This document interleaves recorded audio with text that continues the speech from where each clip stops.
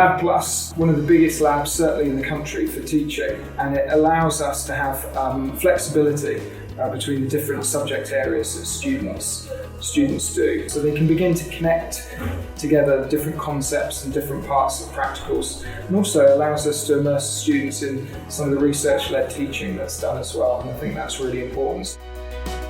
The better resolution that we get on this microscope allows them to see that with that increase in resolution, the amount of detail that they can see, they can begin to false colour different organelles and things like that. So that really gives them that next step forward. I think it fits really well in amongst everything that we do. And they can then begin to build on those fundamental skills and apply it to any number of projects that they're doing, whether that's microbiology, whether that's model organisms, whether that's cell culture. So that opens up a big array of opportunities.